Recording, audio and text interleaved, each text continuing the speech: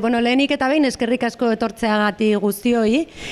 Jakingo duzutenez bezala, orain dela 4 urte baino gehiago, Tarajaleko hondartzan, Zeuta inguruan, 15 pertsona ito ziren, poliziak indar materiala erabiltzeagatik, ez gurutzatzen ari zirenean, 15 pertsona hil ziren. Gertakari hauek zirela eta biktimen senideek elkarte bat sortu zuten eta Kamerunen eta eskatu zioten Espainiako enbaxadari, han bertan Kamerunen, bisa bat lortzea, bere senideen hilobiak bisitatu ahal izateko eta DNA frogak egiteko. Izan ere, gorpu batzuk oraindik errekonozitu gabe zeudelako. Bisa hori ukatu zitzaien, eta orain Sosarrazakeriak, Caminando Fronteras elkarteak eta auzoen koordinakundeak Nafar gobernuaren bitartez beste bisa bat eskatu zion estatu espainolari, senide horiek etorri ahal izateko, ez?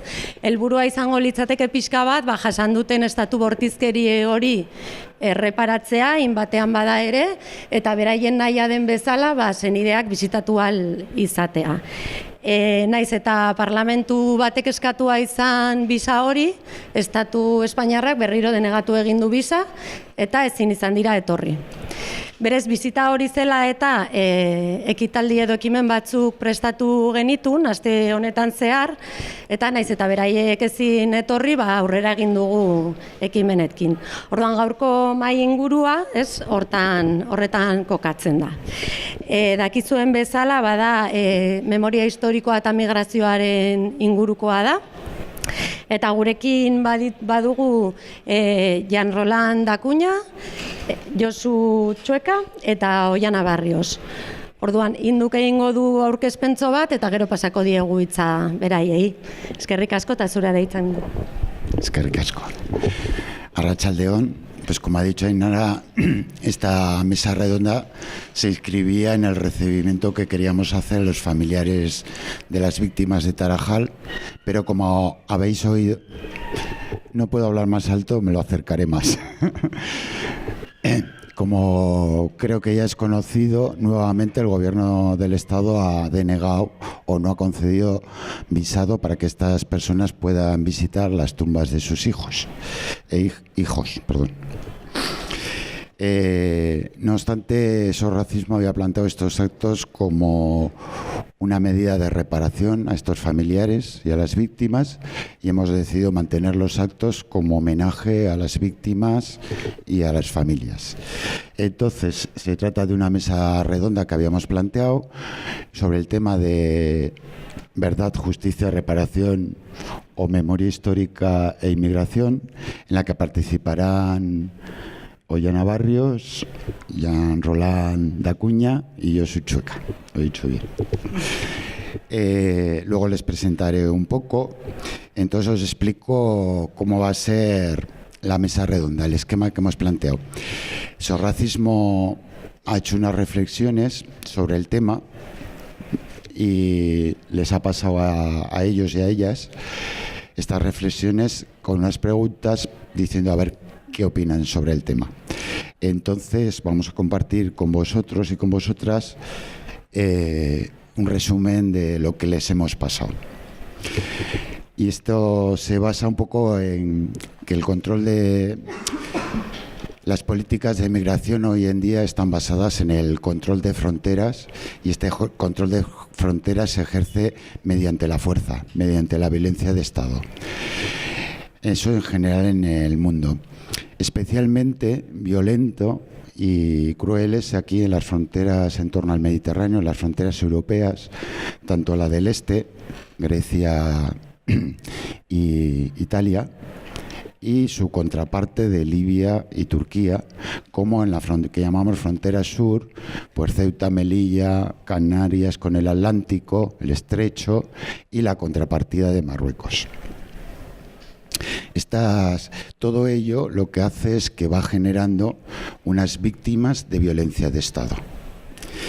Esta violencia es ejercida tanto por las policías de los estados europeos como por las policías de estos otros países que son los guardianes de la frontera, pero pagados con dinero europeo.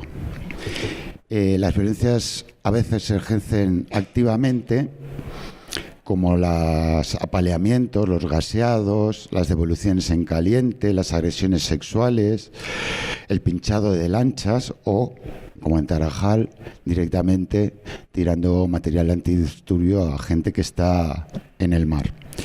Pero también se ejercen pasivamente colocando vallas, concertinas, denegando salvamento en el mar o incluso denunciando a los defensores y observadores de derechos humanos. Las consecuencias son obvias: muertes, desapariciones y secuelas por maltratos físicos y psicológicos. Y en el caso de las mujeres también secuelas por maltratos sexuales que se dan tanto en la frontera como luego aquí en el interior, en CIES y en comisarías. Todo proceso migratorio conlleva un alto componente traumático. O sea, solo salir de la sociedad en que has vivido ya es un trauma. La incertidumbre de si vas a ser rechazado o rechazada en frontera, aunque vengas con visado, hay mucho rechazo. La propia incertidumbre de las condiciones de la sociedad de llegada, que va a ser de mí. Pero en estas fronteras que hemos hablado, hay un alto componente de violencia y de crueldad. Eso hace que el punto de mira se focalice en ellas. Cuando en realidad solo el 10%, en el caso del Estado español, solo el 10% de la migración no regular, o sea, de las entradas no regulares, se producen por Ceuta y Melilla. El resto, prácticamente el resto, se produce a través de visados de turista que vienen aquí y una vez que caducan a los 3 meses se quedan. Esto es aprovechado por el Estado y lo citamos porque es aprovechado por el Estado y por los medios de comunicación, pues para que lo utilizan para manipular la realidad, para hablarnos de avalanchas, de oleadas, con el objeto de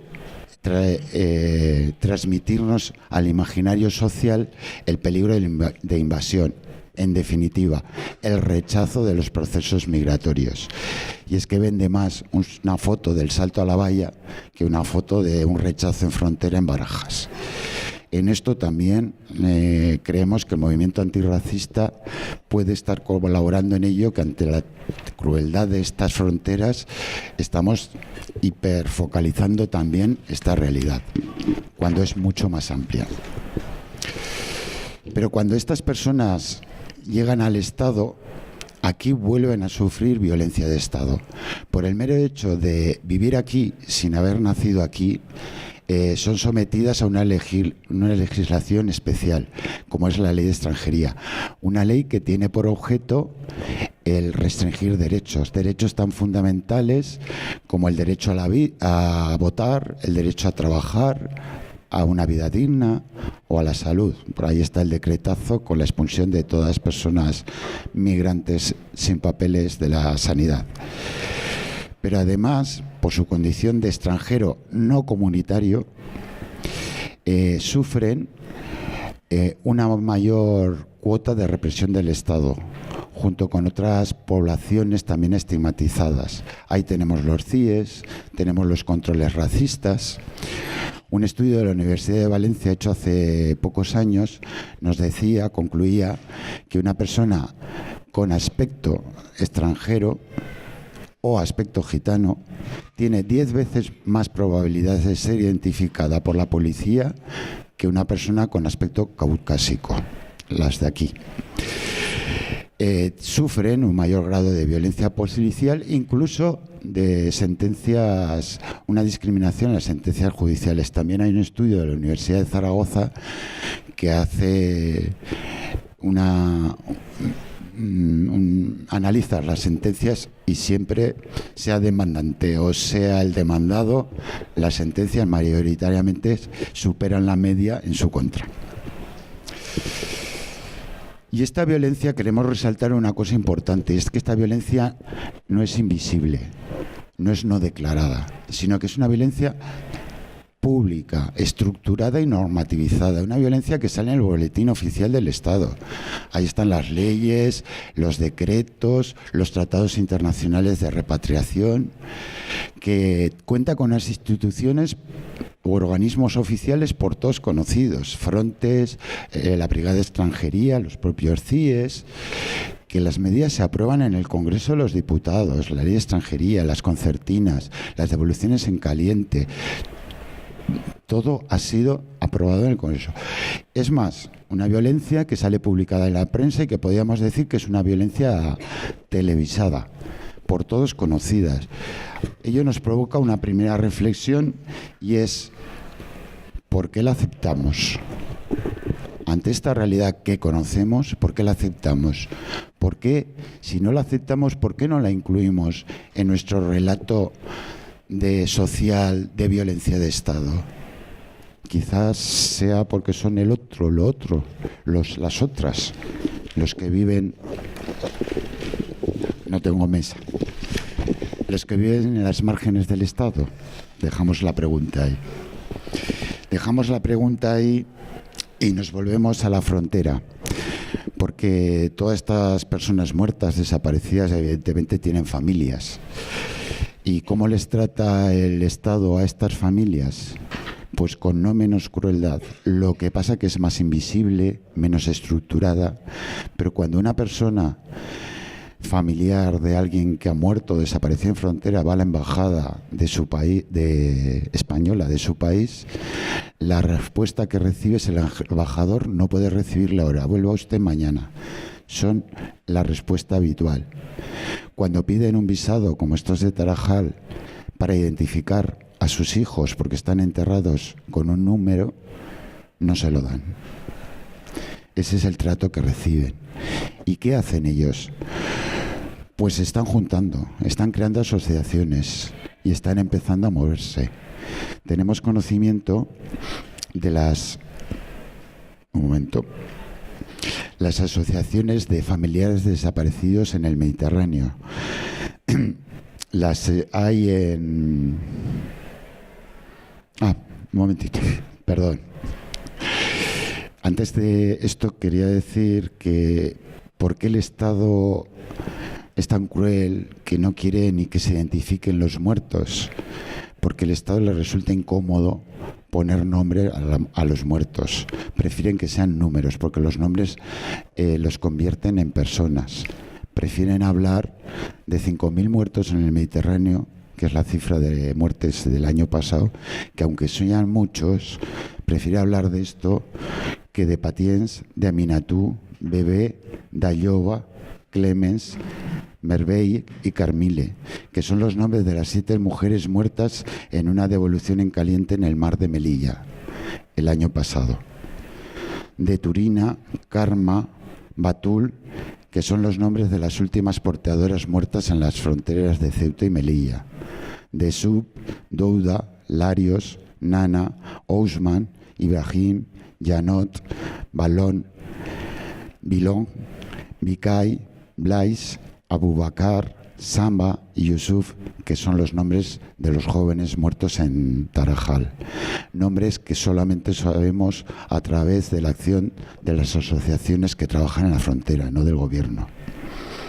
Y eso, frente a toda esta barbarie, las familias se están organizando y se han formado las asociaciones de familiares de personas desaparecidas en el Mediterráneo, en Túnez, en Marruecos y en Argelia por lo menos, y han estado en el Parlamento Europeo hace poco. La propia Asociación de Familiares de Tarajal. ¿Y qué nos están planteando? El otro día en esta misma sala proyectamos el documental que la Asociación de Familiares de Tarajal han hecho y lo decían claramente.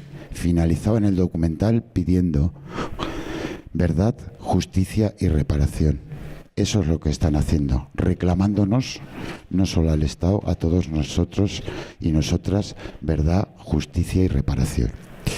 Y para finalizar y dar paso aquí a los ponentes y las ponentes, solo decir que hemos estado hablando solo de migración y procesos migratorios y han salido muchas palabras comunes con la memoria histórica.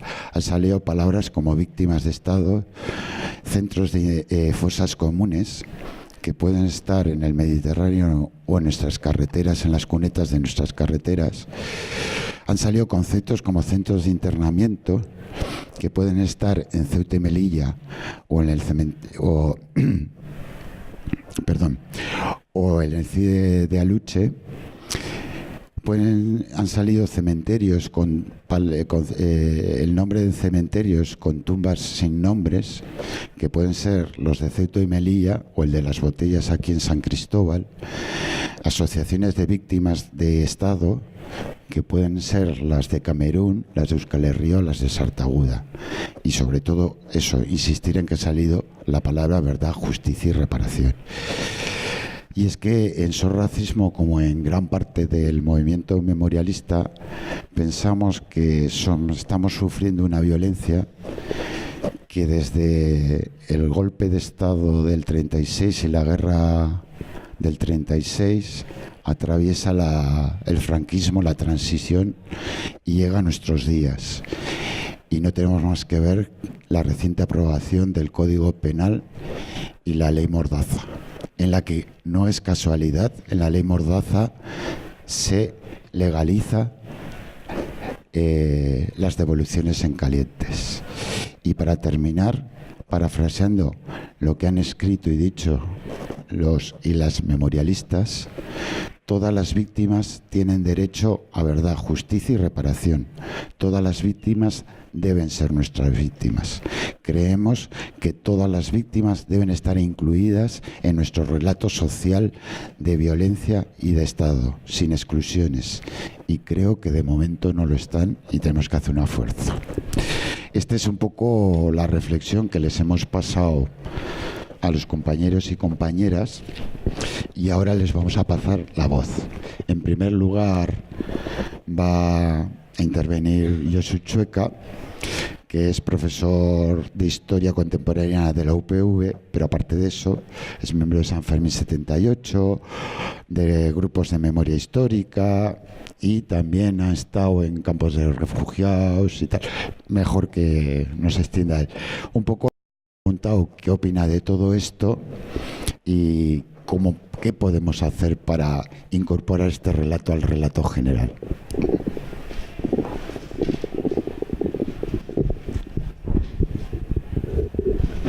Vale. Entzuten da? Bai, ez? Atzaldeon eta mila esker SOS arrazakeriari mainguru hortan parte hartzeko gonbidatzeagatik. Aspaldianik uste utekin behar genula, otsai aldean, gero atzeratu eginda guain arte, maiatza arte, eta liatu gara beste kontu batzukin esateko San Fermín 78ko kontuekin taula, baina hori, interesa handia neukan, gonbidatu zidatelako onera etortzeko eta gauza horietaz hitz egiteko, eta hain zuzen ere nik egiten dudan lana edo lan bat historiaren aldetikan edo daukadan ikerketa hildo bat oso lotuta dagoelako oaingo kontuekin. Decía que, bueno, muchas gracias por haberme invitado para esto que íbamos a hacer en febrero y que luego se ha retrasado hasta aquí, hasta mayo. Eso es lo de menos, pero cuando me invitaron dije, bueno, pues voy porque precisamente en el trabajo que yo hago, o una de mis líneas de trabajo que hago en la historia, como veréis, pues tiene bastante que ver con estas cuestiones que se han planteado. Y Ascotan, muchas veces, cuando termino las charlas que doy sobre temas de campos de concentración derivados de la guerra civil española y tal, pues siempre hago eso, una referencia diciendo que el fil barbelé, que decís en francés, el hilo alambrado que estaba en los campos de concentración y tal, es ahora las concertinas que están en los centros de refugiados, y parece que el hilo de la historia, el hilo de la historia contemporánea es eso, un hilo alambrado que empezó, el hilo alambrado, como ya sabéis, se inventó, por así decirlo, en Estados Unidos para cerrar el ganado en el oeste americano en el siglo XIX. Luego se vino funcionó a Europa en el marco de la Primera Guerra Mundial para las trincheras, pero luego la utilización más grande del hilo alambrado ha sido para eso, para cárceles, para lugares de reclusión y demás. Me acuerdo cuando aún se podía entrar a San Cristóbal, y cuando se podía entrar por la parte de atrás, ya sabéis que se podía entrar con relativa facilidad, y habían empezado ya los militares a medio limpiarlo, medio a decentarlo, a medio no sé qué, a luego a cerrarlo para que no pudiéramos entrar y tal. La cantidad de hilo alambrado, es que no las atendé en español, o sea, sí, hilo alambrado que había allí en mordollo, en mogollón, alambre de espino, vaya, ori. Pues el hilo de la historia desgraciadamente es ese, y que va desde los campos de concentración hasta los CETIs. Y es una vergüenza que, por ejemplo, España sea el primer productor de las famosas concertinas, ¿vale? Fíjate tú, qué honor. Bien, eta ya sartzen naiz gaian me meto. Y yo lo he enfocado mi intervención un poco, pues eso, respondiendo a este planteamiento general desde la historia, desde historiador que soy. Y quiero marcar aquí eso, unas cuestiones que yo creo que van a venir muy bien para igual contextualizar o hacer un poco de telonero de lo que tanto Jean como Ollana plantearán a posteriori. Hay que decir, por ejemplo, desde la historia, que Europa ha sido durante siglos, y sobre todo en la época contemporánea, una tierra de emigración masiva, con todas las facilidades, incluso promovido por los estados de aquí e incluso por los estados receptores. Millones de europeos han emigrado, han hecho emigraciones transoceánicas desde países como Alemania, Gran Bretaña, Irlanda, Polonia, Italia y España, hacia el otro lado del Atlántico, por ejemplo, hacia otros países. Más de 50 millones de personas se calcula que fueron desde mediados del siglo XIX hasta prácticamente mediados del siglo XX a descubrir lo que se llamaba los nuevos mundos, sin ningún tipo de restricción ni problemas, sin ninguna necesidad de pasaportes, visados, leyes de extranjería, etcétera, etcétera. Todo lo contrario. Esos movimientos eran apoyados, además, como digo, por los poderes públicos. Solo a partir de 1920, en Estados Unidos, empiezan con leyes restrictivas para la entrada de elementos exteriores. Europa, al mismo tiempo, ha sido en la época contemporánea un continente receptor de emigrantes, tanto exiliados y refugiados, es decir, gente que se movía por razones políticas del este, pero también de países como Camboya, como Vietnam modernamente y tal, como en el marco de las dos guerras mundiales, la primera y la segunda, con toda su secuela de genocidios y de exterminios masivos que generan movimientos de población hacia Europa, y normaltasunozos, con gran normalidad, se les acoge y se les recibe. Luego está toda la época del crecimiento económico de las décadas 40, 50 y 60, cuando se necesita mano de obra. Ningún problema de los países de los países desarrollados, le hace Alemania, le hace Bélgica, le hace Francia, le hace Gran Bretaña, tienen para que miles y miles de personas, millones de personas, ya desde los del este o de países que estaban fuera de la Europa nuclear y de la Europa democrática, como podía ser España o Portugal, puedan emigrar e instalarse en estos países. Y es una paradoja que precisamente cuando cae el muro de Berlín y cuando se rompe el bloque comunista y se llega a lo que aún dijo Fukuyama, el fin de la historia, parecía que estábamos ya en una situación de libertad ideal bajo la égida del capitalismo. 1990, cuando Europa se convierte en la Europa fortaleza que conocemos ahora nosotros, con leyes de extranjería y de cerrazón hacia lo que quedan fuera de esta Europa, lo que llamamos la Comunidad Económica Europea o la Unidad Europea. Hay un repliegue muy importante.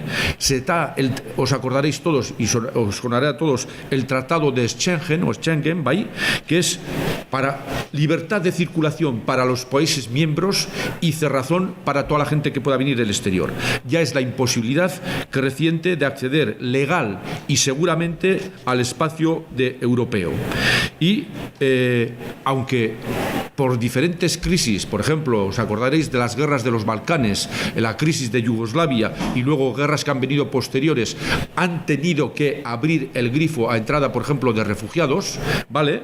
Hay una política de acogida muy limitada, muy restringida y totalmente cínica e hipócrita. Y doy unos datos basados en el Atlas de Migrantes en Europa, de una asociación que se llama Migre Europe, donde dice, por ejemplo, en 2016, hace 2 años, ayer mismo, la Unión Europea, con 525 millones de habitantes,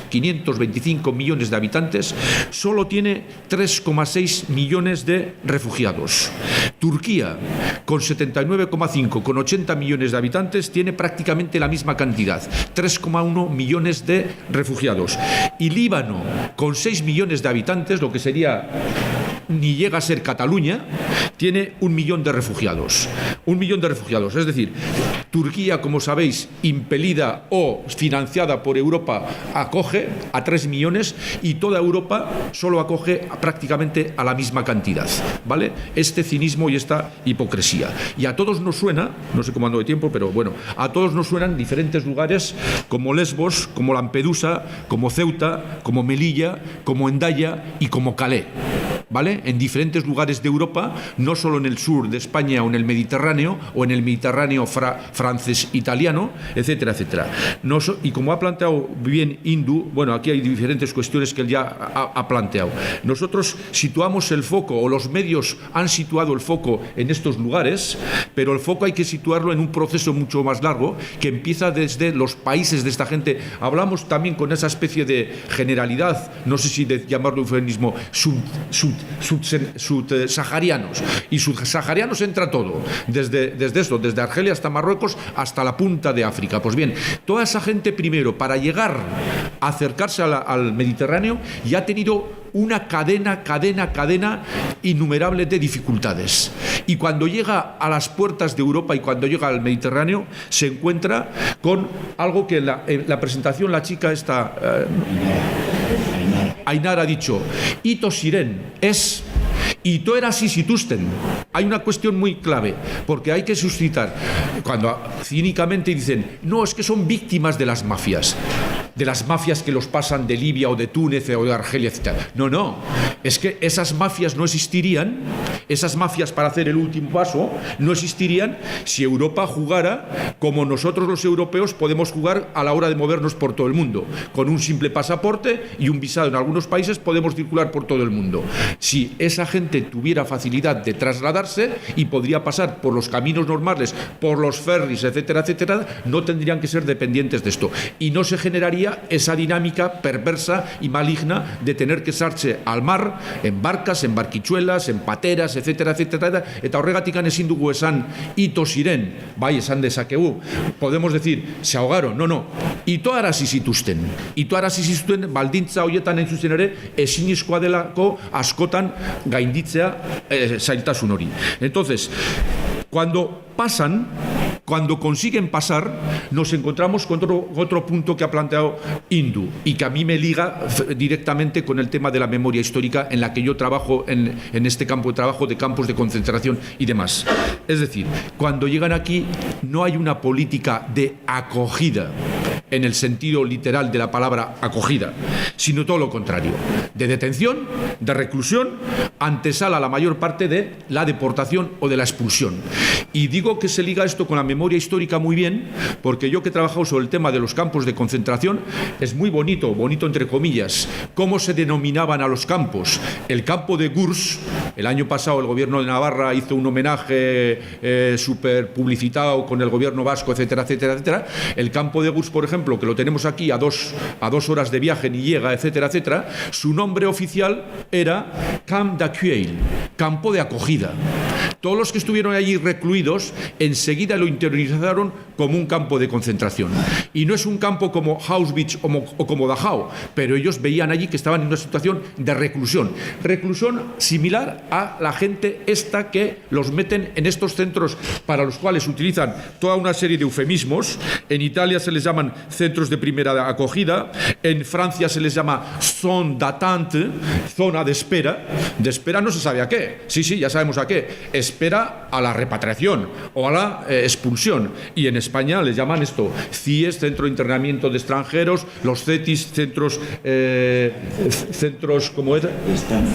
Centro de Estancia Temporal de Inmigrantes, toda serie de eufemismos que son auténticos lugares de reclusión y de negación de derechos a personas como aquellos refugiados del 39 que no han cometido ningún delito, pero a los cuales no se les da la libertad de circulación que nosotros, ciudadanos europeos, sí que tenemos cuando vamos a África, a Asia, a todos los lugares del mundo. Y vuelvo a poner otro ejemplo ligado a la memoria histórica. Yo prácticamente todos los veranos me desplazo por Francia, por los distintos departamentos, a los archivos. El año 2006, por ejemplo, era de las primeras veces que iba y te mueves por las capitales. Por ejemplo, entré en Perpiñán en una librería, pues como las librerías que tenemos aquí, Catacrac, Guauzolán, de librerías de libreros majos y tal, ¿no? El librero, cuando veía los libros que compraba, me dice: ¿ya sabe usted que aquí hay un campo de concentración que está en activo? Yo digo: ¿cómo? Claro, había cercanía, campos de concentración, sí, ya claro, ahí estaban los de Barcarès, Argelès, tal, y el de Rivesaltes sobre todo, y me dice: sí, el de Rivesaltes. Le digo: bueno, Rivesaltes ya se cerró. Y me dice: no, hasta hace 2 años lo tuvieron utilizando. Y es verdad, vosotros vais y vosotras vais al campo de Rivesaltes, donde han hecho ahora un memorial superpotente, más para turismo y para sacarle algo de partida a la cuestión esta de la memoria histórica en el campo francés y tal, que por otra cosa. Pero bueno, cerca de ese memorial, hecho con todo lujo, etcétera, etcétera, y bueno, y me parece muy bien que se hagan memoriales, existen todas las estelas de los distintos colectivos que entraron por allá. Y la primera estela conmemorativa es la dedicada a los republicanos españoles, pero luego viene la segunda estela dedicada a los judíos durante la Segunda Guerra Mundial, y luego viene otra estela dedicada a aquellos gente que trajeron de Argelia después de la independencia, los Ahqui, que como también los metieron allí, pues también tal. Y la última estela, puesta el año 2006 o 2007, es a los sans-papiers, otro eufemismo que utilizan los amigos franceses, los que no tienen papeles, los indocumentados, que también estuvieron recluidos precisamente en esto. Y por eso digo, hay una lotura, hay un hilo que va desde esa situación de reclusión, incluso a veces hasta en los mismos lugares. Cuando nosotros, y mirando al pasado, decimos, se deberían avergonzar. No es por casualidad que, por ejemplo, una historiadora que hizo una tesis doctoral sobre los campos de Francia le llamaba Le Camp de la Honte, los campos de la vergüenza. De Gurs, por ejemplo, no se pueden poner ninguna medalla de los franceses porque lo que había surgido como un campo de acogida derivó a un campo de concentración. Y de allí salió luego gente para ser deportada y muerta, asesinada en Auschwitz. Es un campo de vergüenza. Para nosotros en el futuro será unos campos de vergüenza, no solo eso, esos lugares de reclusión, el de Madrid. El de Madrid, ¿sabéis dónde está situado? Donde estaba la antigua cárcel de Carabanchel, que la tiraron por vergüenza precisamente, no querían guardar ningún vestigio de esa cárcel, y yo me acuerdo, hace también un par de años fui a hacer fotos y me salió enseguida un policía nacional de ahí y que estaba en el centro en el CET y tal, y yo iba a hacer la foto de la puerta de lo que queda de la cárcel de Carabanchel, y dijo: no, usted no puede sacar fotos porque estos coches son de funcionarios. Digo: ¿cómo de funcionarios de qué? Me dice: de aquí. Ya sabía yo, claro, que iba a ser del centro. Y digo: tiene narices que en el mismo sitio donde estaba la cárcel de Carabanchel, a 50 metros, está el centro para esto. Hasta los lugares físicos. Pero que voy, hipocresía es también, y vergüenza para nosotros es eso, que el mar Mediterráneo, que era el Mare Nostrum, el mar nuestro para todos, los dos lados, las dos orillas, la orilla africana y la orilla europea, ahora pasará a la historia el Mare Mortum, el mar de los muertos, porque como ha dicho muy bien Indu o la chica, miles y miles de personas que sin nombres no sabemos quiénes son. ¿Os acordáis cuando hace ya 4 o 5 años o 6, me da igual, aquel que era el presidente de la Comunidad Europea, Dorao Barroso, fue allí y una vez que había habido un naufragio con 200 y pico muertos, dijo: no volverá a ocurrir? ¿Cuántas veces ha vuelto a ocurrir eso? La gente que sigue muriendo en pateras, etcétera, etcétera, a lo largo del Mediterráneo. Y voy terminando, ¿vale? Entonces, digo, toda esta serie de eufemismos que camuflan la realidad, llamar a los centros de detención, de reclusión, de antesalas de la repatriación o de la expulsión como centros de acogida, etcétera, etcétera, es una vergüenza que no debemos tolerar. Y ahí la responsabilidad es de los Estados europeos. de Europa. De esa Europa que, desaparecido ya el comunismo, ahora está regida por fuerzas o bien de orientación demócrata cristiana, que vale para una Merkel, o vale para un PP, o vale para un PNV, o de organizaciones socialistas, la izquierda socialista, ¿vale?, que no son cristianos, ni estas cosas, teorías. Bueno, ahora yo qué sé, no que se mete a saber lo que son los socialistas, pero por lo menos que deberían tener a gala defender algo que está en los orígenes del socialismo, el internacionalismo. Porque la valla de Ceuta y Melilla, ¿vale?, y la política contra inmigrantes de Ceuta y Melilla, aquí en España, ¿quiénes la ha aplicado? Lo mismo lo ha aplicado el PP, que lo mismo lo aplicó el amigo Zapatero cuando el PSOE estuvo en el poder. ¿Vale? La misma política, igual. Entonces, ante esta política general de Europa de negación de los derechos para circular, expresada en esta cadena de dificultades y prácticas represivas, esto que obedece a una lógica de segregación socio-racial, desaparecido ya el aspecto político, aunque también está presente, pero fundamentalmente política de segregación socio-racial que entra en contradicción con todo humanismo, nosotros creo que, bueno, tenemos que rebelarnos y desde el campo de la memoria histórica hacer las aportaciones diciendo aquello que se hacía mal, lo seguimos haciendo ahora mal. Yo tengo una bronca también, tuve una pequeña bronca el año pasado en Gurs, precisamente, fue casualidad, que fuimos allí a grabar un documental y coincidió que había una jornada donde estaba, por ejemplo, la prefecta de los Bajos Pirineos. La prefecta es como la subprefecta, como el subgobernador o la subgobernadora, ¿no? La segunda del gobierno civil de allí, del departamento, con todo su uniforme, sus corchetes, y la mujer hizo un discurso eso, diciendo que bien lo había hecho Francia tal en el 39. Eta bukatu zuenean, eta hurbildu zenean, ni hor nengoen publikoen artean, comiéndome la moral, comiéndome todo tal, le dije, lo que ha dicho usted para el 39 estaría bien que lo aplicaran ahora en Europa respecto a todos los refugiados y para todos los emigrantes y demás, las políticas de extranjería y tal. Se enfadó, claro está, pero se fue. Pero es que es de un cinismo ese, total. Que nosotros miremos a eso como cuestiones que no deben repetirse, ¿vale? Y sin embargo las estamos haciendo ciudadanos del siglo XXI, europeos, progresistas, como digo, democracristianos, socialistas, internacionalistas, las estamos haciendo con la misma desvergüenza que la hicieron en los años 39-40. Eta bueno, hau esan da nik uste dut testu inguru historiko bat eta aportazio nire aldetikan egina dago, eta bain segurazki horiek jorratuko dute beste modu batez pues bere aportazioa, ¿vale?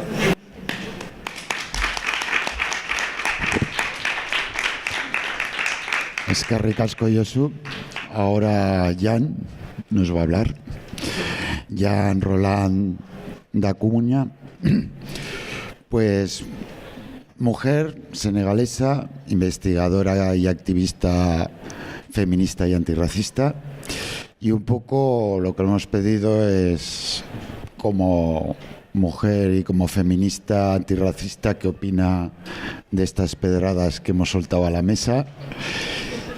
Y cómo se vive como migrante el racismo cotidiano, el racismo habitual. Y por supuesto los ponentes pueden hablar de lo que quieran.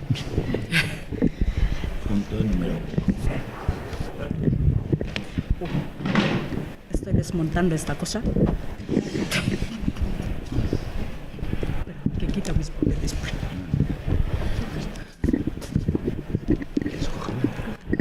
Igual. Eso es más corto. Harry, ¿eh? En este Ori. ¿Me ayudas a nadie? Es aquí. Eso, Ori. Es que esto es la pata. Bueno, vale, tranquilo. Ay. Ya está. Arratsaldeon, el micrófono se resiste. Vale. Buenas tardes a todo el mundo. Es un placer volver aquí con SOS Racismo de nuevo y agradecer a la organización y a todas las personas que habéis venido a escucharnos, a las compañeras, al compañero que también estamos hoy aquí para compartir algunas ideas con todas, ¿no? Yo agradezco mucho a Josu que nos haya puesto este contexto, porque es importante la memoria histórica, ¿no? De ver desde dónde venimos y dónde estamos hoy y qué es lo que estamos haciendo, ¿no? Y en este aspecto, pues lo que voy a hacer es un poco una lectura rápida del escrito de SOS que nos han comentado, y luego, como ha dicho Indu, acercarme un poco a esa violencia desde la vivencia de las personas inmigrantes, pero además también las consecuencias de esta violencia sobre la sociedad en general, ¿no? Y sobre las personas inmigrantes, evidentemente. Yo creo que SOS ha subrayado muy bien que esta violencia se ejerce de forma pasiva y activa, pero ahí también quería recalcar otro aspecto de esta violencia, ¿no? Que también subraya, que es la criminalización de la solidaridad. Ese es un punto más, ¿no? La gente que está ayudando, la gente que dedica su tiempo, sus recursos para rescatar vidas, les están criminalizando. Esos días hemos visto el juicio a los bomberos sevillanos. La causa también pendiente es con la activista Elena Maleno. Y en Francia lo mismo. Entonces, hasta para esto, ¿no? Que ya no se puede ni ayudar a las personas que su vida está en peligro. Llevar también esta violencia hasta ahí, el punto de criminalizar esta solidaridad. Yo creo que un aspecto también importante aquí que subrayar es la complicidad de los países que llaman países guardianes de las fronteras, porque con ese proceso de externalización de las fronteras europeas ahora están en Senegal casi. Europa llega hasta Senegal, pero las fronteras, ¿no? Para que cuestan mucho más llegar, ¿no? ¿Y qué es lo que están haciendo esos países con sus propios conciudadanos? Y luego si subimos un poquito más, Marruecos y Libia, todos esos países con fondos de la Unión para frenar la inmigración, pero ¿con qué métodos?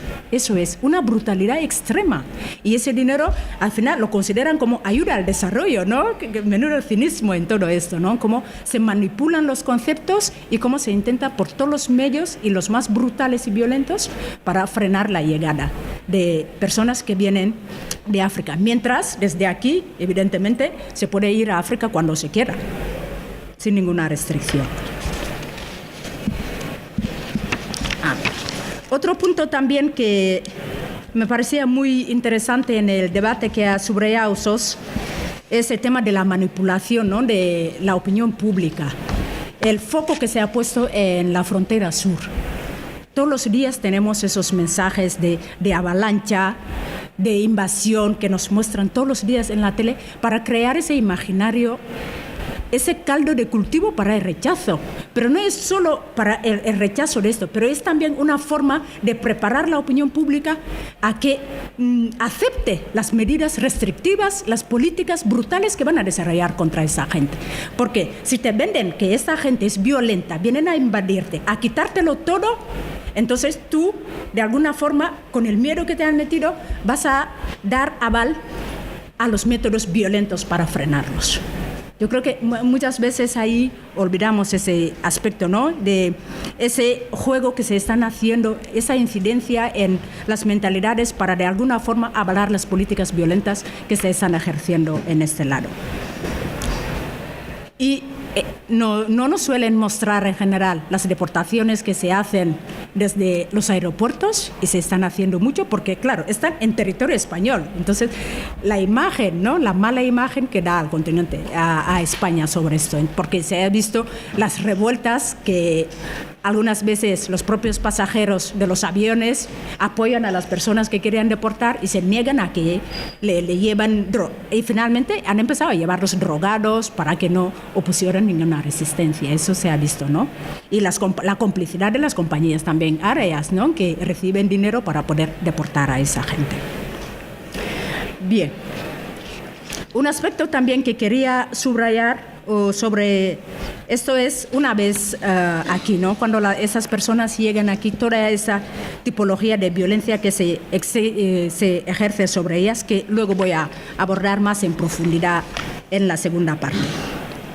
Bien, una reflexión también que me ha interesado mucho es cómo sitúan el papel, digamos, casi la constitucionalidad de toda esta violencia, ¿no? Como ponen que esa violencia de Estado es estructurada y normatizada. Yo creo que es importante nuestra capacidad de crítica ahí, porque nos venden todas esas leyes violentas como algo constitucional, algo legal. Y es que son injustas. Una cosa es la legalidad de una cosa y luego la justicia, que desgraciadamente muchas veces no van de la mano. En este caso, eso es lo que hay. Leyes injustas que vienen en un papel regalo de constitucionalidad. Entonces, no, eso se hace de forma muy legal, reglamentaria, avalado por el Congreso, que sale en el boletín oficial del Estado. Entonces, ¿cómo nos llegan a poner como algo normal, normalizándolo y dándole ese papel, digamos, fundamental en la normativa del país, de algo tan injusta como esas políticas violentas que se están ejerciendo? El debate también que han subrayado sobre el sujeto político y el sujeto de derechos también me parece una reflexión muy interesante, sobre todo en el entorno de los movimientos sociales, porque a veces también ahí estamos tan pendientes de otras cosas que olvidamos lo fundamental que son los derechos, ¿no? Aquí este tema nos lleva claramente, nos muestra que en este contexto las personas inmigrantes es que no son ciudadanos, no son sujetos políticos, porque no tienen derechos políticos ni derechos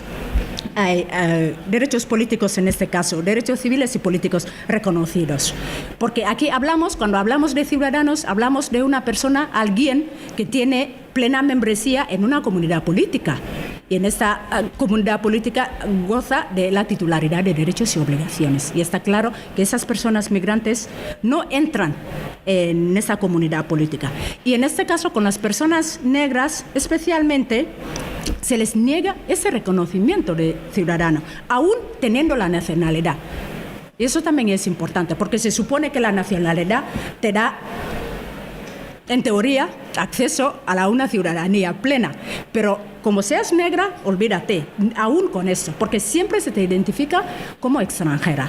Yo creo que ahí también es un poco algún matiz que quería hacer, llamando la atención de las propias organizaciones sociales también, en este caso aquí en SOS, porque ponen apariencia de extranjera. En alguna parte en el texto ponía, ¿no?, persona con apariencia de extranjera. ¿Y qué es una persona con apariencia de extranjera? ¿Eso qué significa exactamente? ¿Alguien tiene una apariencia de extranjera? Porque eso al final lo que hace es recalcar que aquí hay una uniformidad blanca en este país, recalcar en el imaginario colectivo que este país es un país de gente blanca, exclusivamente de gente blanca, y eso no es verdad. Entonces yo creo que también dentro de los movimientos sociales a veces también tenemos esos deslices, ¿no?, de decir persona con apariencia extranjera. Yo tengo apariencia extranjera. Sí. Pues soy española, entonces no soy extranjera, ¿no?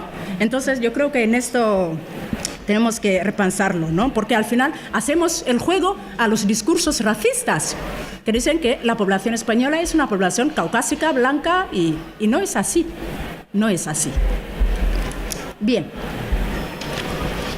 Y en todo caso, yo quiero felicitar y dar la enhorabuena a SOS por ese trabajo, ¿no?, de sensibilización que están haciendo y de intentar incluir, ¿no?, esa memoria también, esas otras víctimas en el relato colectivo de la memoria histórica. Yo creo que eso es un punto fundamental de reconocimiento de que esas personas también son víctimas del Estado, ¿no? Y un aspecto a mí que yo creo que es al final como ensañamiento, ¿no?, porque la crueldad es extrema con las familias de esas personas que asesinaron, porque al final son esto, ¿no?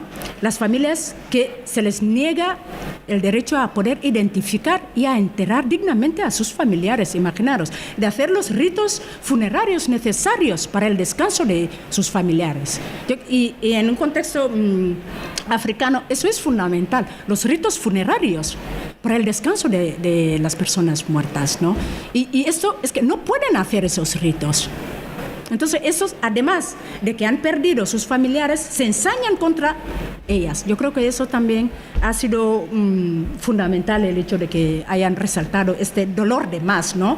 Esa crueldad añadida que se hace para la familia.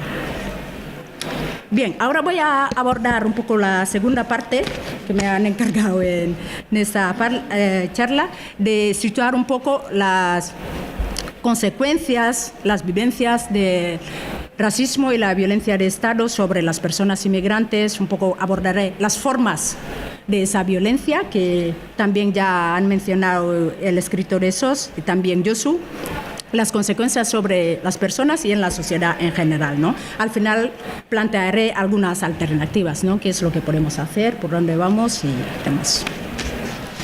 Bien.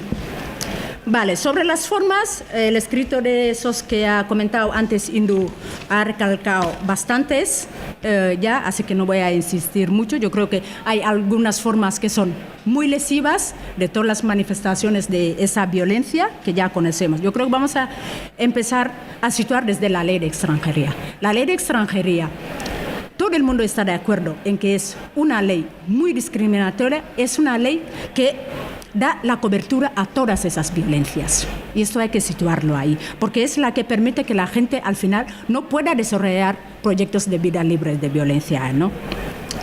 Sitúa a mucha gente en una situación de irregularidad durante años con una imposibilidad de estar aquí de forma legal.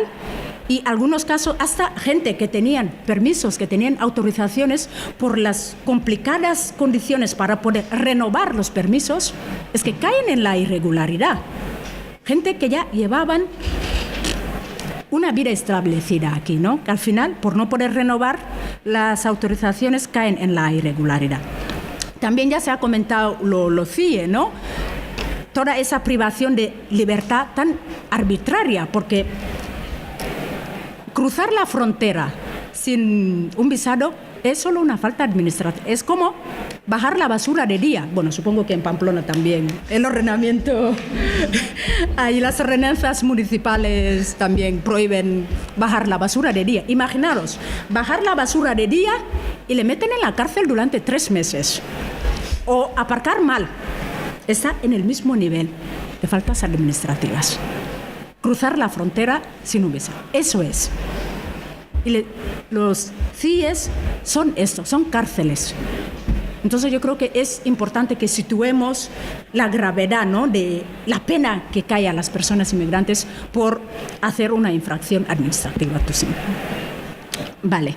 Luego está una de la brutalidad policial. Ya habéis visto bastantes imágenes de cómo se las gastan en la frontera, con porras, con las pelotas de goma que ya mataron a los chicos del Tarajal. Hemos visto ahí el uso desproporcional de la fuerza, ¿no?, ahí que se utiliza ahí. Están las cacerías para deportar, ahí las redadas racistas que utilizan de repente, sobre todo en los lugares, estaciones, ahí están todo el tiempo ahí. Las agresiones sexuales, que ya han comentado, aunque muchas veces se intenta hacer como que aquí no, pasa en los CIEs, y mucho pasa ahí. Y luego está el tema de la dificultad del acceso a la sanidad, con también ese decreto en 2012 que se avaló, que era constitucional y todo. Volvemos al bonito papel de regalo ahí de la constitucionalidad, que la gente no pueda acceder a la sanidad, ¿no? Yo creo que esas son una de las formas más brutales de todo esto. Luego hay muchas otras manifestaciones, ¿no? Porque la violencia y el racismo de Estado no la ejercen solo los cuerpos y fuerzas de seguridad. Está todo un entramado, están los políticos porque son representantes institucionales, están las propias instituciones, los servicios sociales, desde diferentes formas se manifiestan esa violencia contra las personas inmigrantes. Están en esas otras formas, digamos, de violencia de baja intensidad. Podemos citar los obstáculos para la inserción laboral, que ahí es porque el país, para el acceso a los derechos fundamentalmente va por la inserción laboral. La gente es fundamentalmente ciudadana porque estás trabajando. Así, desde donde se ha construido también la ciudadanía. Y si las personas extranjeras no tienen facilidad para acceder al mercado laboral, ¿cómo van a llegar a ser ciudadanos, no? Entonces, todos esos la expulsión de la participación social, ya ha comentado Indu, que no se puede votar, y en este país ya sabemos, si no votas, pues... El desamparo en los tribunales, aun cuando se atreven a denunciar esas violaciones de derechos, pues tienen muy complicados de que en los tribunales encuentran justicia. No hay amparo ahí en los tribunales, ¿no? Los diferentes tratos discriminatorios de funcionarios del Estado que he comentado antes. Y luego otro peligro que son los discursos xenófobos y racistas de políticos que azuzan, porque al final eso es lo que hacen, y crear un caldo de cultivo para ese rechazo, para las agresiones. Y llegan al final, porque si alguien que tiene autoridad, alguien que tiene legitimidad, alguien que tiene credibilidad, sale con discursos xenófobos y racistas, al final la gente de la calle muchas veces esos discursos van calando y se manifiestan en el rechazo. Vale, voy rápido. ¿Cuánto es? 5, vale. Y si necesitamos una... Bien, voy. Vale, yo creo que también con las mujeres en concreto, yo creo hasta hay una sobreexposición de las mujeres a la violencia machista, ¿no? Con esto, porque están tan desamparadas que al final ahí también, hasta cuando son víctimas, no se atreven a denunciar, que tienen miedo de las consecuencias, porque el discurso es las mujeres inmigrantes denuncian para poder tener papeles. Entonces, no tienen credibilidad.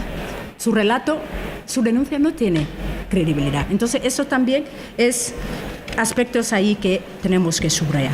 Entonces, ¿qué consecuencias tienen todas esas violencias sobre las personas inmigrantes? Se construye una vulnerabilidad estructural para todas esas personas que están en una condición total de indefensión.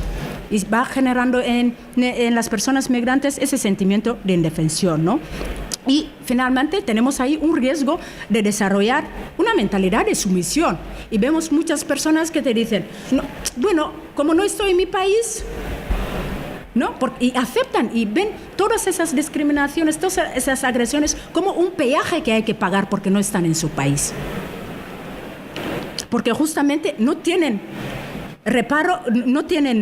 reparación cuando van a los tribunales y se ve todos los días, ¿no? Yo creo que en esto hay una situación de estrés permanente que genera en la gente el miedo a ser identificado. Al final, las secuelas también por la gente que ha pasado cruzando el desierto, los procesos ahí de asilo, todo el trauma, los traumas que traen, los shocks postraumáticos que tienen para gestionar todo esto. Y luego las últimas están la gente que desaparece, las desapariciones y las muertes que tenemos.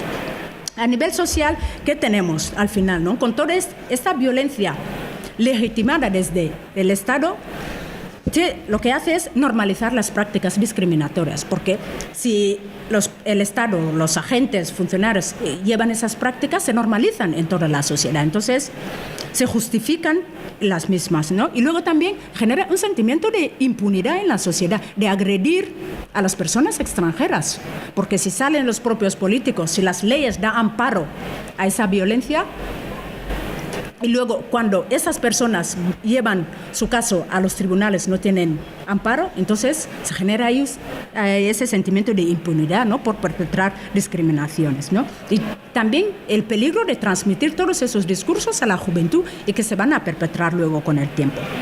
Y aquí algo importante que es el tema de la criminalización de las personas inmigrantes, sobre todo a través de la identificación por perfiles étnicos, porque en general la gente tiene en la cabeza que si te para la policía es porque sospechan de ti de algo. Pero aquí lo que pasa es que no has hecho nada, no eres sospechosa de haber cometido ningún delito, solo eres negro. Y van a por ti por tu color de piel. Y eso habrá hecho algo en la sociedad, esas percepciones negativas de que habrá hecho algo. Y eres sospechosa, entonces no tienes el apoyo de la gente que te rodea. Porque sospechan de que si te para la policía es porque has hecho algo. Y no, y es que han pasado 10 y llegas tú y te paran. Y te dicen control de extranjera. Cuando preguntas, ¿para qué me habéis parado si no habéis parado las personas que estaban? Te dicen, o que es un control aleatorio, pero siempre toca a la gente que tiene unos rasgos físicos determinados. Bien, con las mujeres está también el estigma de la mala madre, ¿no? Cómo meten a sus hijos en las pateras, cómo tienen tantos hijos, ¿no? Yo creo que esos discursos que ya encontramos más en los servicios sociales, ¿no? Que hace que desde perspectivas de intervención muy etnocentristas que no dan cabida a otras formas también de ver que esas madres igual justamente están intentando buscar un futuro mucho mejor para sus hijos, por eso les transportan en esas condiciones dramáticas. Bien, ¿qué podemos hacer, no? Yo veo un poco como dos vías de activismo, ¿no? Una dirigida más a nivel de sensibilización a nivel ideológico, podemos decir, de los valores, las creencias, las percepciones, un poco que mueven y forman también las estructuras luego que se crean, ¿no? A ese nivel. Luego otro que sería ya dirigido a las estructuras en sí, las normas, las políticas públicas, de incidir ahí, como esas dos vías, ¿no? Y en la primera vía, que sería de cambiar mentalidades, de incidir sobre, hay que trabajar con las propias personas migrantes, ¿no? La asunción de derechos, que también son sujetos de derechos políticos y civiles. Eso es importante, porque muchas veces no lo tienen tan claro, ¿no? Y luego con la sociedad en general también hay que trabajar ese tema de los derechos, que la gente, si estamos aquí conviviendo, yo soy ciudadana también, tengo los mismos derechos y obligaciones, y que esto que se acepte. Entonces hay un trabajo ahí fundamental que hay que hacer. Y también el reconocimiento de la aportación de la inmigración a este país. Porque el discurso es que nos vienen a quitar, pero nos están aportando. Y nadie habla de esta aportación, ¿no? Eso es fundamental, yo creo que también, ¿no? Y también dar a conocer los compromisos internacionales también que ha firmado España sobre derechos humanos, sobre no sé qué, porque aquí vamos muy de democráticos, de que apoyamos, queremos la paz en el mundo y luego no lo practicamos, ¿no? Entonces eso también es importante. A nivel de estructural, digamos, de la incidencia política para cambiar normas y estructuras, yo creo que ahí es importante un trabajo de lobbying, de como en este caso lo que se ha hecho en el Parlamento aquí de Navarra, con SOS. Yo creo que eso es importante, acercarse también a los partidos políticos para que lleven la causa en los parlamentos, para poder cambiar esas leyes. Otro aspecto también que me parece importante es la confluencia, ¿no?, del movimiento antirracista y del feminismo, porque yo creo que es una línea también urgente que tenemos que trabajar desde los movimientos sociales, ¿no? Porque hasta, sigue siendo un poco así, el movimiento feminista no tiene incorporado, no es antirracista, y el movimiento antirracista no es feminista. Entonces necesitamos ahí también una confluencia, ¿no?, de esos movimientos, porque nos llevaría a radicalizar esas dos perspectivas. Porque a nosotras, las mujeres negras, gitanas, latinas, moras, las mujeres racializadas en general, no nos sirve un movimiento antirracista que no sea feminista y un movimiento feminista que no sea antirracista. Entonces ahí no vamos a participar. Pero yo creo también que es nuestra responsabilidad llevar también esas perspectivas en esos movimientos, ¿no? Y esto también creo que es importante, porque al final va a reforzar esos dos movimientos con el objetivo final, que es de vivir vidas libres de violencia. Eskerrik asko.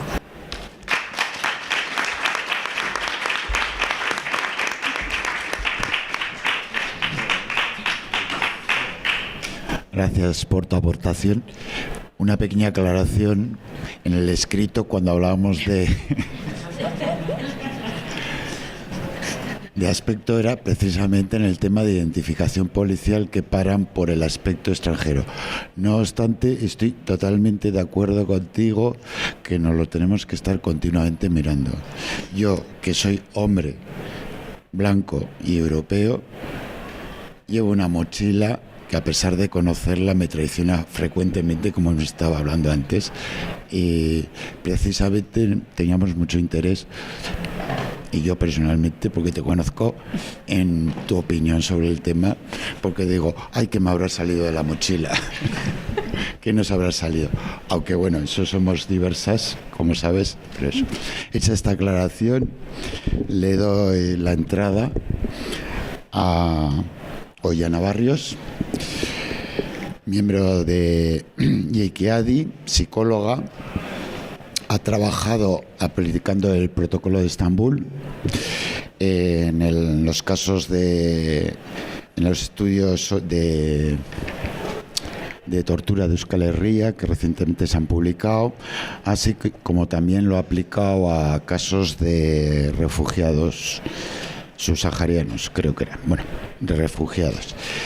Entonces un poco le hemos pedido que nos explique brevemente qué es el protocolo de Estambul, ya que leímos por eso, y que han descubierto un poco aplicando este método,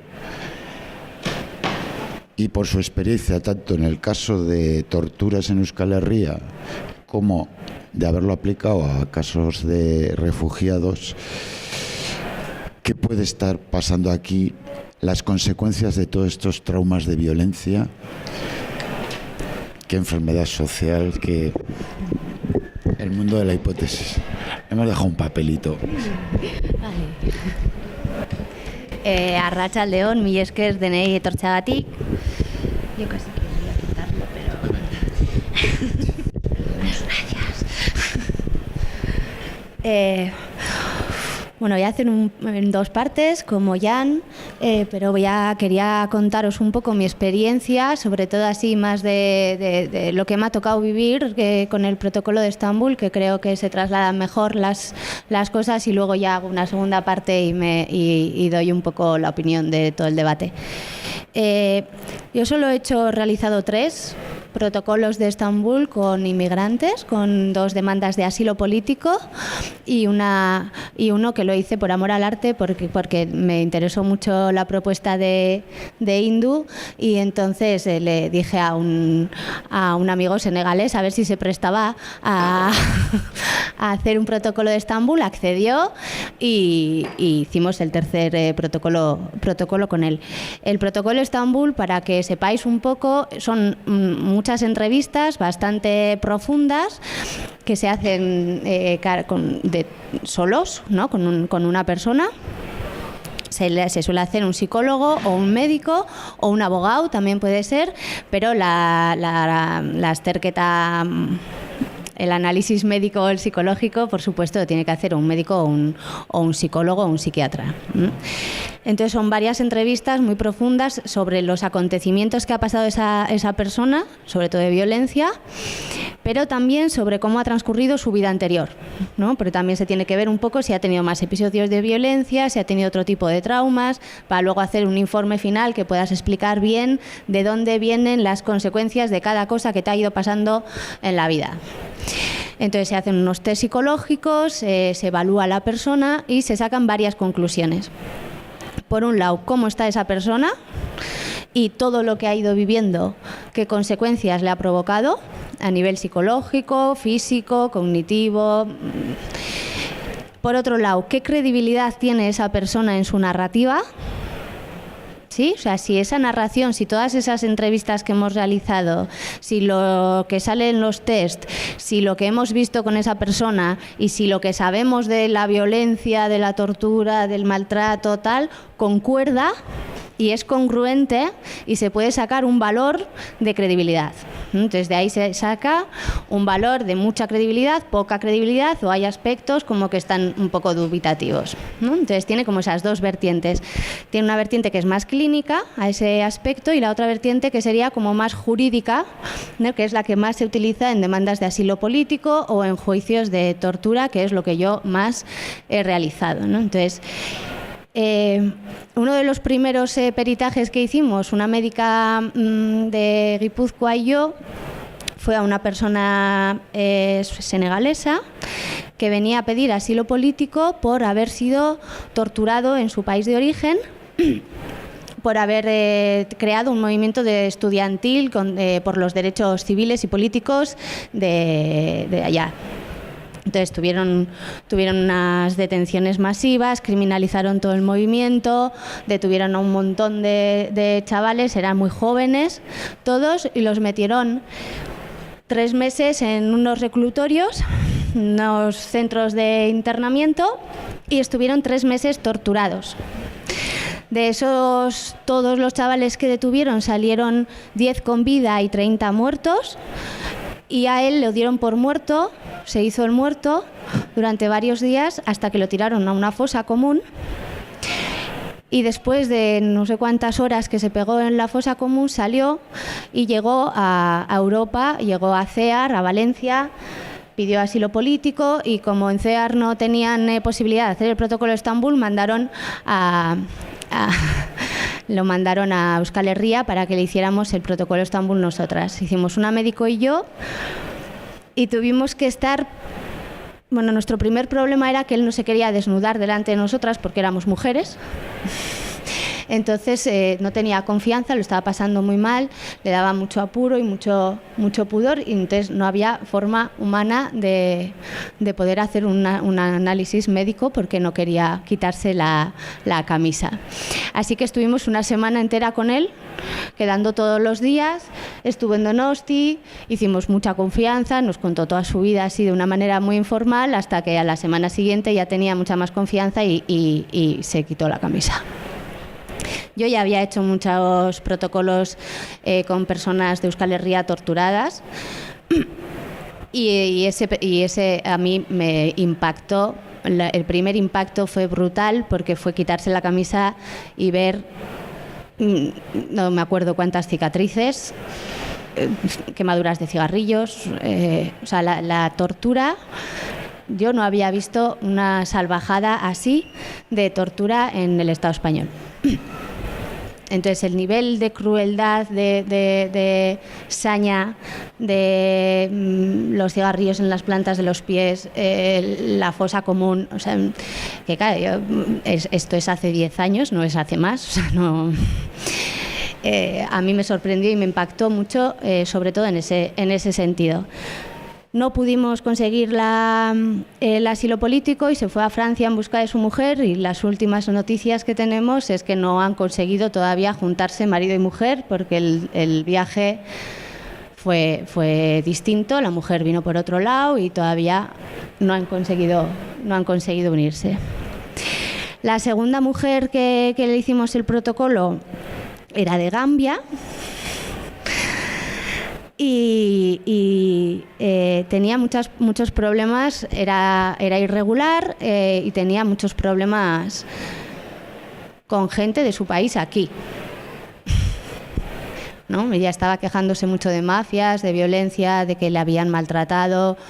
Todo su testimonio era verdad, pero era tan difícil llegar por el miedo que tenía a salir de casa, que fue casi como una odisea y una película de ciencia ficción, hacer el protocolo por todos los impedimentos de que no podían verla con blancos, no podíamos conseguir a nadie que hablara su idioma, que ella tuviera confianza, no podíamos traer a nadie de su país, ni podía ser nadie de aquí. La traducción... horrorosa, o sea, se complica tanto por la cultura, por la nuestra y por la de ellos, por la confianza, sobre todo por esta indefensión que has recalcado tú en las consecuencias, que es uno de los síntomas que los inmigrantes tienen por demás, ¿no? Que tienen una indefensión aprendida tal que es difícil que confíen en nadie, ¿no? O sea, es muy difícil que confíen en nadie, y es un mecanismo de defensa que han adquirido en años y en años de maltratos y de humillaciones constantes, ¿no? Entonces, esa indefensión hace que muchas veces las relaciones humanas también sean difíciles, ¿no? Tengas que superar como muros para poder llegar a ellos, ¿no? Entonces, a mí uno de los temas más interesantes a ese respecto, que a mí desde ahí ya me hizo mucho que pensar y me da que pensar cada vez que hacemos estas cosas o cada vez que hay algo con extranjeros, y es la falta de presencia de ellos y ellas, ¿no? Y nuestra falta en llegarles, ¿no? O sea, hay como una barrera, esto que señalamos del otro, ahí tenemos una barrera nosotros mismos, y la gente de movimientos sociales también, y la gente de izquierdas también, porque el bichillo racista, como el bichillo machista y como cualquier otro bichillo social, también lo tenemos todos y cada uno de nosotros. Otra cosa es ya quién se le ocurre y quién no, para quitarse el bicho, ¿no?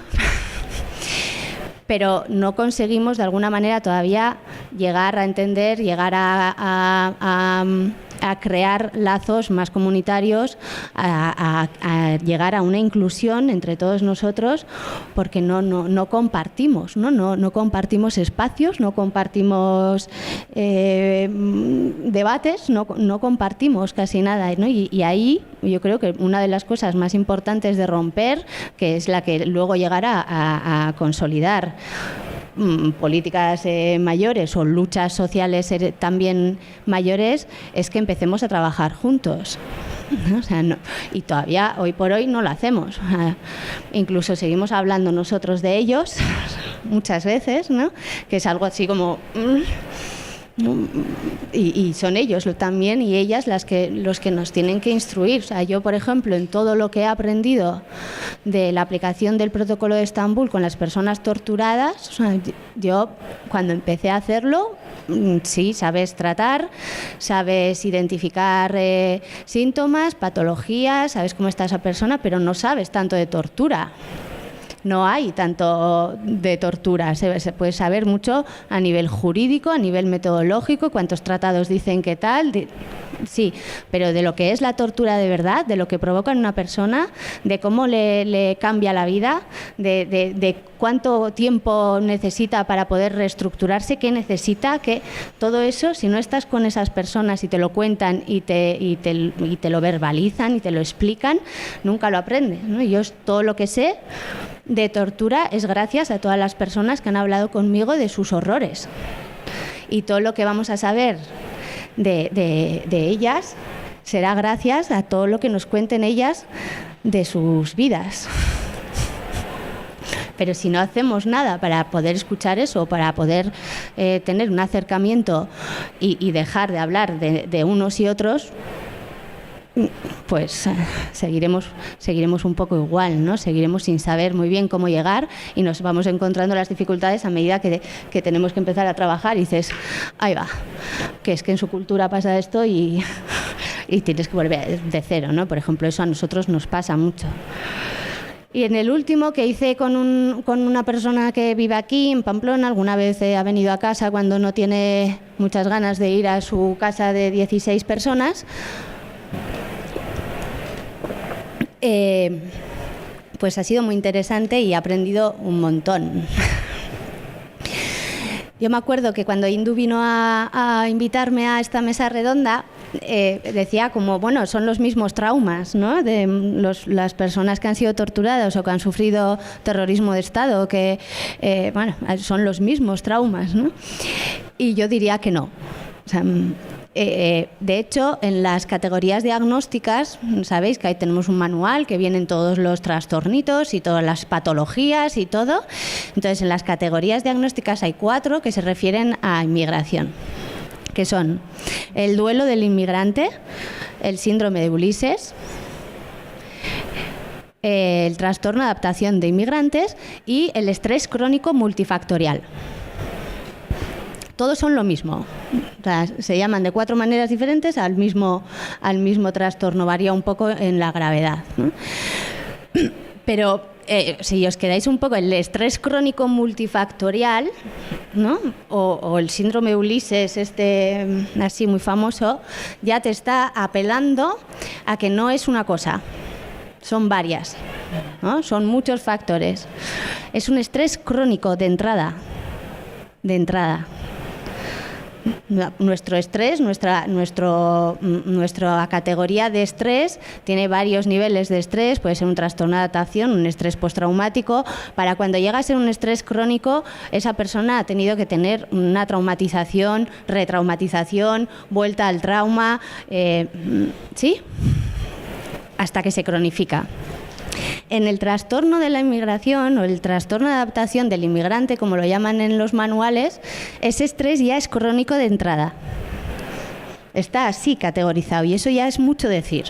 O sea, para mí ya sé que más porque lo veo desde mi punto de vista psicológico, pero si se puede llegar a entender que ya están marcando que las personas que tienen un viaje tan horroroso, todo lo que les pasa en ese viaje, una vida en sus países de orígenes como la que tienen antes de llegar a hacer ese viaje, el por qué tienen y están obligados muchas veces a viajar de esas maneras. Todas las violaciones que tienen en el viaje, todos los atracos, todas las mafias que hacen con ellos y ellas lo que les da la gana y más. Toda la violencia que sufren cuando vienen, toda nuestra racismo, o sea, todos esos factores que son el multifactorial, que viene ya incluso en la categoría misma de la patología, ya te están señalando todo eso, ¿no? Ya te están señalando que no se puede afirmar que solo es un trauma, porque son muchos.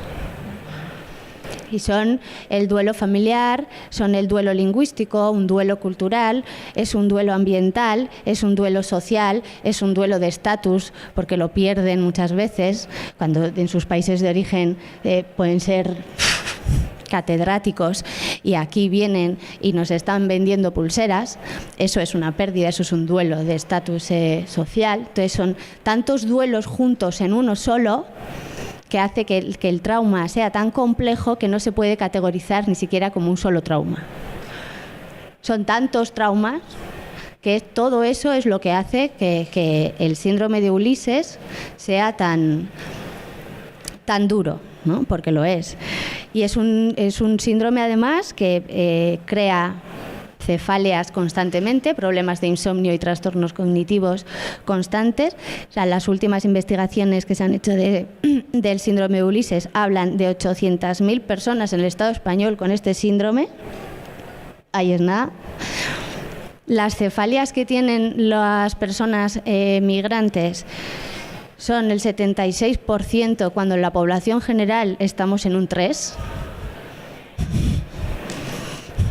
Para que os hagáis una idea, más del 30% tienen depresión, más del 25% problemas de ansiedad, y cogiendo las cefaleas, el insomnio, la depresión, la ansiedad, prácticamente todos tienen un momento que pasan por el síndrome de Ulises. Otra cosa es que se supera, como todas las cosas también se pueden superar. Y se supera muy parecido a las fases del duelo, solo que con su complejidad requiere de mucho más tratamiento y requiere de mucho más mimo y requiere de mucho más tiempo, y precisamente el tratamiento, el mimo y los medios para hacer frente a esto es lo que más falta nos hace, ¿no? Los servicios sanitarios no están preparados para atender este tipo de síndromes porque no los conocen. Cada vez más, atención primaria sobre todo cada vez más está atendiendo estos síndromes. Cada vez se está incluyendo más el protocolo de Estambul en los centros de salud mental, pero todavía estamos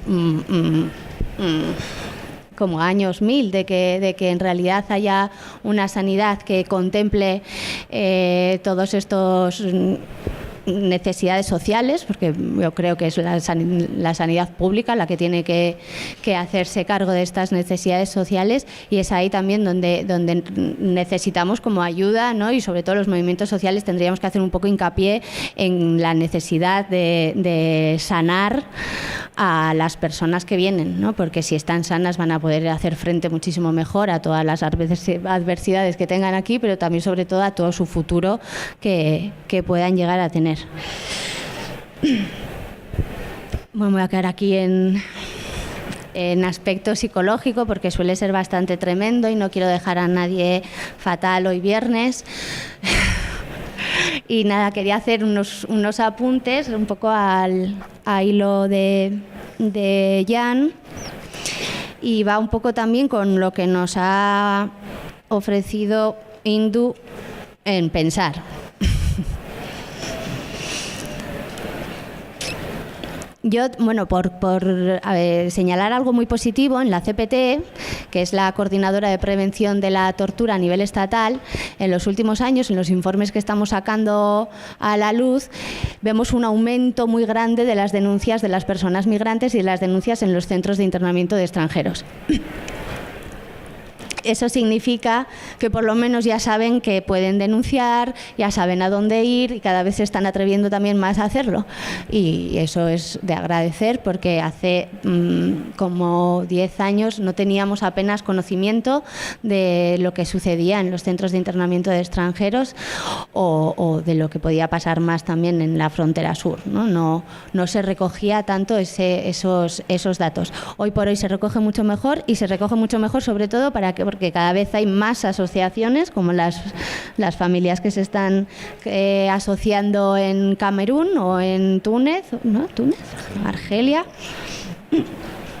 Gracias a esas asociaciones familiares, que son las que recaban más datos, nosotros también podemos tener más información y si tenemos más información también tendremos más herramientas para denunciar esta situación y para ponerlo ahí. Por ejemplo, sí que tenemos en la CPT se hace un relato completamente inclusivo porque aparecen todas y cada una de las víctimas que tienen denuncia de malos tratos o torturas, ¿no? Y contemplamos toda la población, sea legal o legal, somos todos, así que todos. Y eso es por señalar algo sobre todo positivo, ¿no? A mí lo que más me preocupa, sin embargo, y yo creo que ahí fallamos y llevamos fallando prácticamente toda la vida, es que veo que cada vez más asimilamos el discurso del enemigo y que incluso ese discurso del enemigo nos hace separarnos más entre nosotros. Porque esto, quiero decir, pues seguramente a las víctimas del franquismo que hoy por hoy todavía ni siquiera están reconocidas ni todavía ni siquiera se han sacado las fosas, pues todas estas cosas que decimos les sonarán como fíjate lo que he visto yo en la guerra, ¿no? Y lo que vi después y todas las cosas que sé que pasaron entonces y todo lo que sé que ha hecho el Estado y toda la violencia que... Pero 75 años han pasado o más y todavía seguimos con las fosas como están.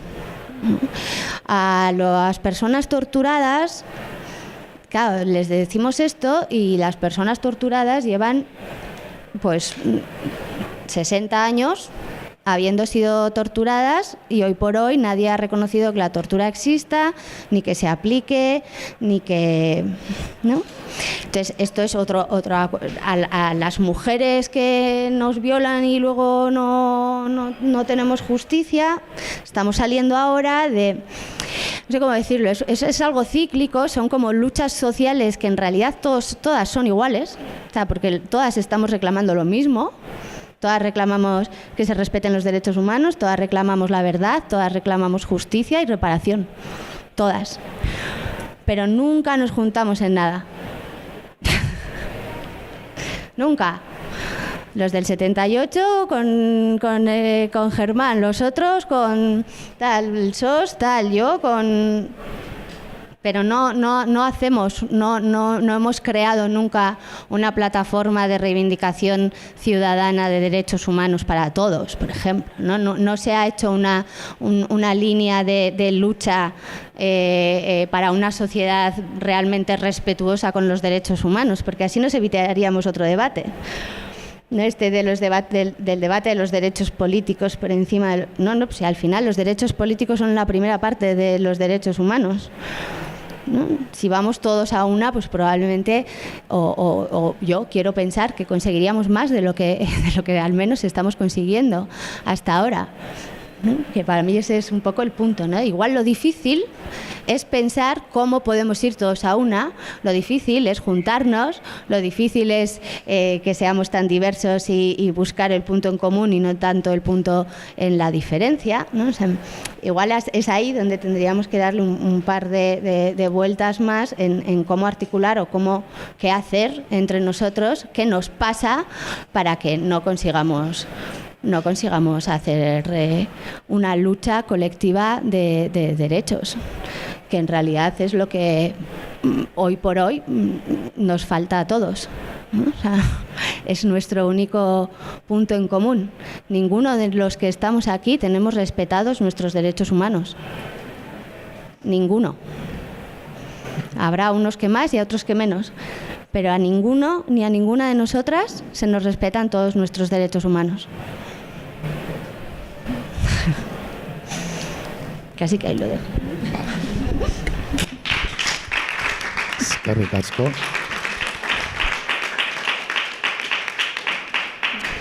Bueno, antes de pasar a las palabras voy a hacer otra apreciación. Gracias, queridas amigas. Esto es un trabajo colectivo de SOS y si me estáis citando tanto es porque soy el que les he dado la pelmada. Pero quiero recalcar que tanto el montaje de esta mesa como las reflexiones es un trabajo colectivo de SOS, que es lo importante, y me aparto el micro, que este trabajo es un trabajo colectivo de SOS, que si me están citando tanto, con lo cual les agradezco mucho el ego, es porque soy el que les ha dado la pelmada para venir aquí y cambiar las fechas, y yo creo que entre todas hemos hecho, y yo creo que en parte también habéis participado en este trabajo colectivo.